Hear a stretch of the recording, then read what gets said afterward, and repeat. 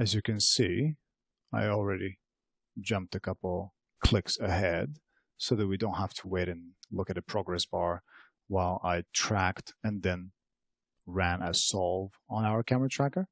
And this is the result. We have some more or less reliable points.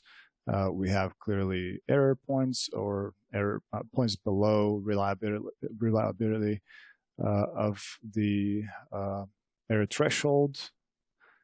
And we have also some unsolved ones in the sky. Matter of fact, I might actually clip this further down.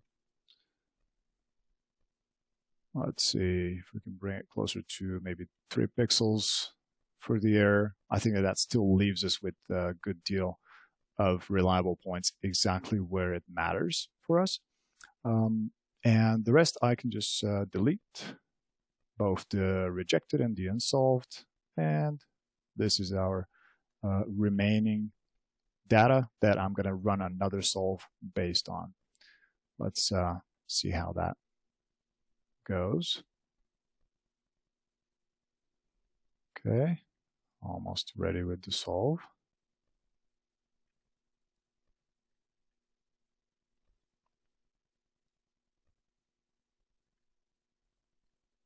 All right, now let's see what that looks like spatially in our perspective view. So we'll create a scene plus node, including camera scene and let's undistort of the footage, and take a look at our perspective view. We'll hit tab in the viewer to look at the cloud, at that point cloud. All right, on first examination, I'd say that we have a somewhat promising start. I can see, kind of recognize that slope of the hill that we're interested in up here in this region. What I'd like to do, of course, is maybe orient the scene a little bit better, and also do what I mentioned a few lessons back when we were dealing with the sphere transfer between Nuke and Maya. That is, to conform the units, the measurement units of Nuke, to be the same as the ones in Maya. So let's do that at the camera tracker node. We'll go to the scene tab, and we'll increase the scale, the uniform scale, to 10.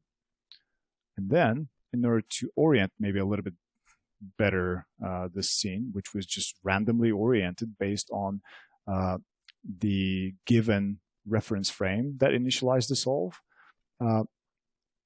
what I would want to do is maybe let's disable hide the points for the time being and just look at the camera path so that we can then maybe orient it in a way so that it would have the camera travel mostly towards along the z-axis. So to do that, I will rotate within the scene tab of the camera solve, right over here, while also shift selecting the camera so that I can see the path, that camera path, and get some idea as to how much I need to rotate. Let's rotate probably more than that.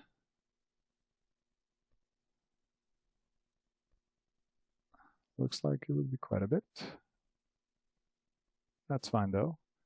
Maybe something like this. Now the majority of that path seems to be lining up with the z-axis. And then I also want to see how it looks from other viewports. For example, if I looked at that same scene from an orthographic view, I can already tell in the perspective that the camera is actually, it's as if sloping down, right? As if it's driving downhill. And in reality, it was exactly the opposite case. So let's rotate along the X. We'll see how much.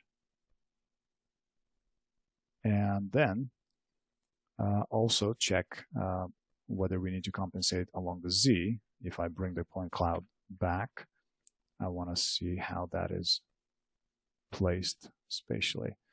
That might be all right. Maybe I want to rotate on the Z just a little bit.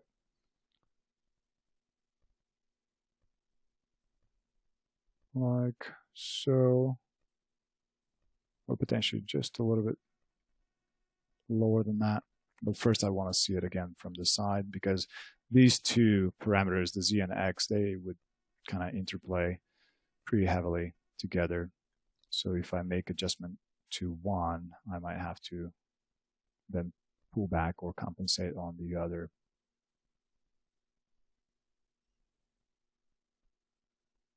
So I think maybe something like that. Finally, maybe let's bring everything slightly up to be above the ground plane. And I think with this, we might be in a reasonable place, orientation-wise. Let's just take a look at that camera real quick.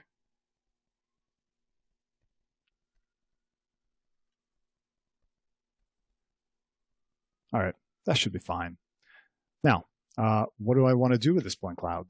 Well, what I want is to have an accurate enough of a point cloud in the area of interest and probably nowhere else, so that I can then create a more detailed representation, point cloud representation of this scene. To do this, I'll run the point cloud generator based on the existing camera solve. Will generate a basically more detailed point cloud. Let's go to 3D geometry point cloud generator and feed it the respective data from the source, the camera. As far as mask, it would be useful if we actually mask out so that we track or generate more points for just that region that we're interested in, right? So let's, before we jump ahead too much, let's bring in a rotoshape, which I already prepared for you guys. And again, so that we don't have to sit down and just look at masking. That is for a very basic level. But let me show you where that mask isolates the region I'm interested in. And that would be this area. I want to generate some decent point cloud for this area. All right, so with that, we're going to feed this as the ignore mask for the point cloud generator. We, of course, have to tell it to use it. And since it's an ignore mask, meaning that I want to not catch any points outside of that shape, we'll choose mask alpha, mask inverted alpha from that list.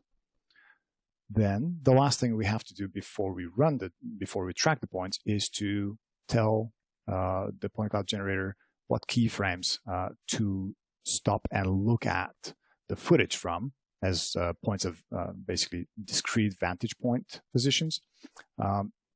And we can do that in a couple of different ways. We can run the automated analysis of the sequence so that it decides what keyframes it distributes.